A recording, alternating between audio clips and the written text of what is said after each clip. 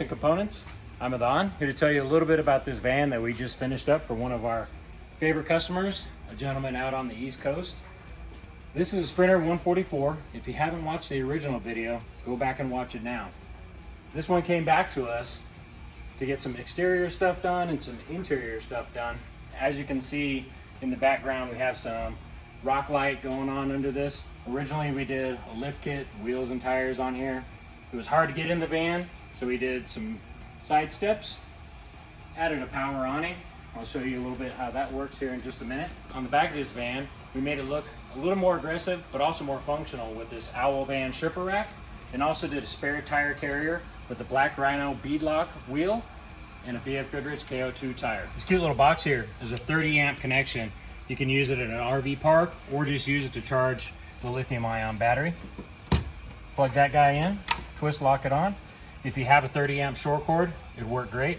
Otherwise, you can just use a normal extension cord to charge the battery and to power the inside.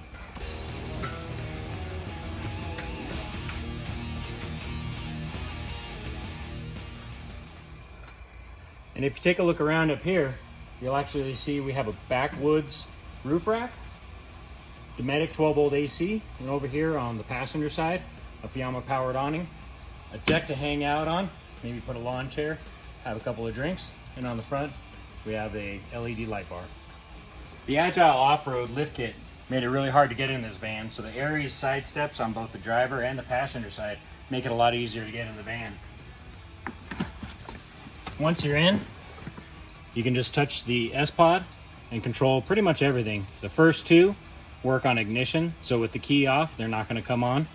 The rest of your lights will all work independent of ignition. So if you need them with the key off, you can use them. Whenever you decide you want to turn the seats around, there's a lever right here, one on each side of the van. You might notice that the seat's going to hit the B-pillar. So one thing you're going to want to do, slide the seat forward. It's easier to do it from outside the van. And also, before you get out on the driver's side, even if the vehicle's in park, you can push this down and the seat swivel will clear over it.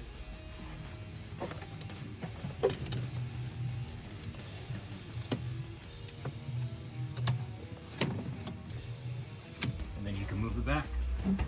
A couple of other things to mention. Your S-Pod control box is right under the driver's seat, along with some individual fuses for the awning and for the control of the S-Pod. So there's two ignition wires under there that are both independently fused. And right over here, just above your charging port for your key, you'll find a knob for the 4-channel amp. This is your gain control for the rear speakers. So if you want them louder or quieter, just turn that knob right there. If you come around the front of the van, we have a backwoods bumper. Obviously the bull bar with LED, spotlights, floodlights. You have your winch on the front side. There is an air connection. If you actually open the hood, you'll find an ARB air compressor under there. There are air filters on the inside that can be swapped out. You can order them in from ARB whenever you need some new ones.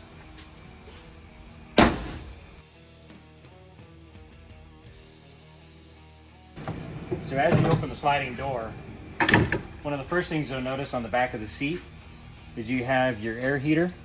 That is a 2 kilowatt diesel fuel fire heater. Under the seat, we have a 4-channel amplifier that amplifies the front speakers and the back speakers. And of course, you have your AMF Bruns floor with your AMF Bruns seat.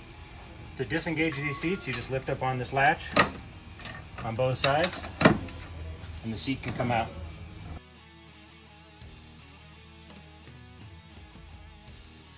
From either the outside or the inside of the van, to block the bugs from getting in, all you got to do is unclip your roll left screen,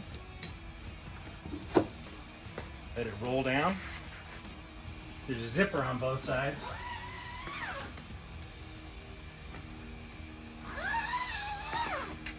Now the bugs can't get in, but if you want to, you just open this clasp and it's a rope magnet that seals it back up once you're out of the van.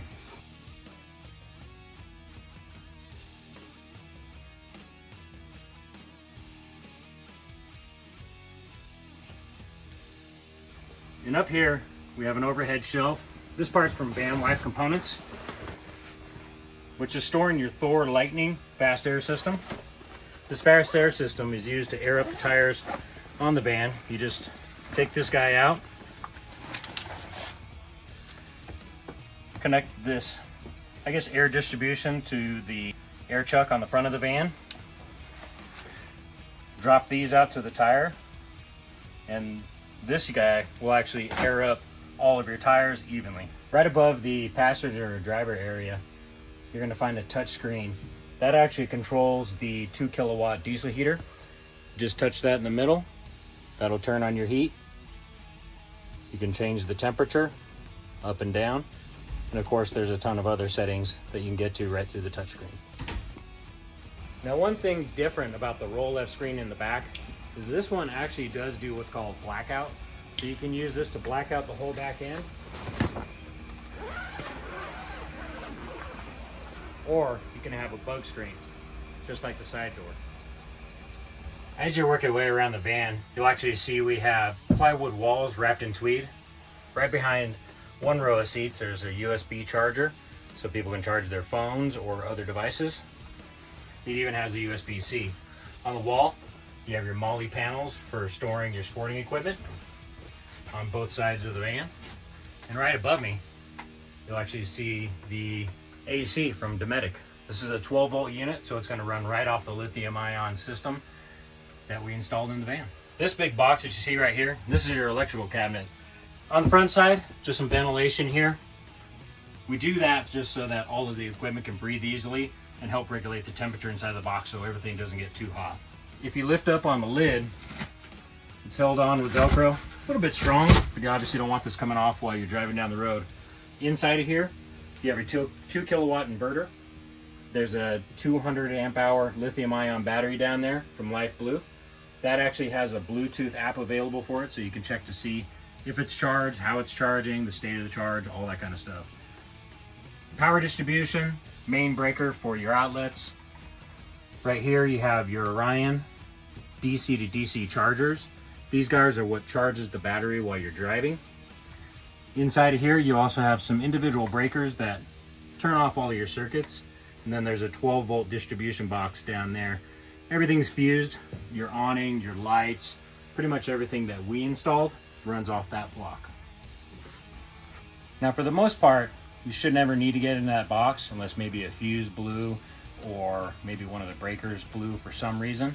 But for everything else, all your battery control, this is your battery monitor. It's going to tell you how much charge you have left in the batteries. It also tells you which direction current is flowing if you really want to find out that kind of information. This is your inverter controller. Whenever you want the inverter to output power to the outlet, you're just going to turn it to on. When you have it plugged into shore, if you have shore power coming in, it'll bypass this unit, it'll power the outlets and also charge the batteries. Of course, you can turn the inverter off just by flicking a switch, or you can put it to charge only if you want to charge the battery while it's in the garage. This little knob right here just changes the amount of current flowing to the battery. That'll depend on how much power your outlet is capable of charging, so either 15, 20, or 30 amps. And of course, you have outlets on the front and on the back of this box. Now, if you're wanting to have some interior light, we did do a dimming light control. The factory lights still work off of the door triggers, so the one in the back, the one up here, and the one over the sliding door, those are going to work with basically your key or getting in and out of the van.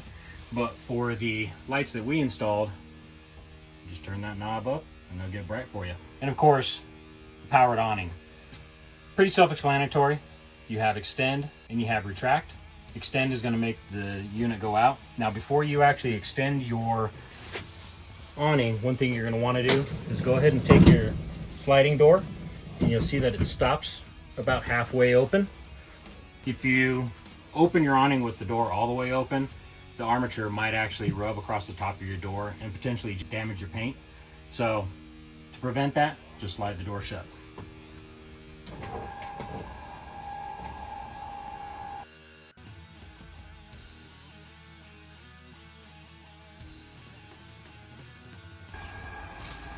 So once your awning is all the way out, it's going to get a little bit loose like this.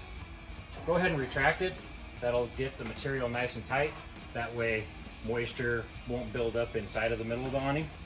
Now, a couple things to note. When your awning is out, one of the things you're going to want to do is put the legs down. Now, your first instinct, and I made this mistake myself, your first instinct is to want to take this bar and turn it this way. That will actually pop it out of this little piece of plastic. So what you want to do is you slide the leg back and you're going to twist it down. Undo this little wing nut, put the legs out, tighten it up. Just do the same on both sides. And when you're storing these, you're just going to kind of do everything in reverse. So take these guys, tighten them up. Put this in. Now, take special note that you pop these guys in the right place, and that this side is flat inside of the awning cover. That way when it retracts, it won't bulge out in the middle. Now, one thing to mention is when you're retracting the awning, if you're hitting the button and you don't find the awning actually going in or going out, you want to check the ignition and make sure you have the key off. It's a safety mechanism designed so that people can't actually extend the awning or retract it while you're driving.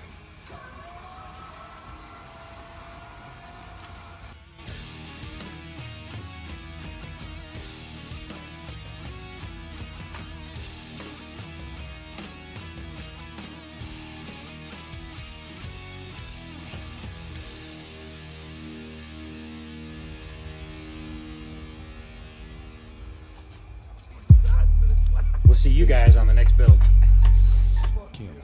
I came to bring the pain, hardcore from the brain. Let's go inside my astral plane, find out my mental, based on instrumental records. Hey, so I can write monumental methods. I'm not the king, but niggas is decaf. I stick 'em for the cream. Check it, just how deep can shit get? Deep as the abyss, and brothers is mad fish accepted. In your cross color, clothes you crossed over. Think I totally crossed out and crisscrossed. Who the boss? Niggas get tossed to the side, and I'm the dark side of the force. Of course, it's the method. Man from the Wu-Tang Clan, I be hectic.